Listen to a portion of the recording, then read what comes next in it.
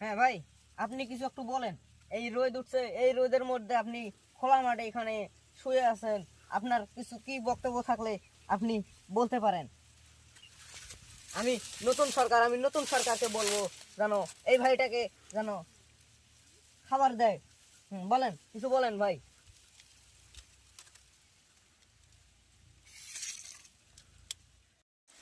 ভাই, আমি এই ভাইটার কাছে শুনলাম, আপনারা বুঝতে না পারলেও আমি বুঝছি।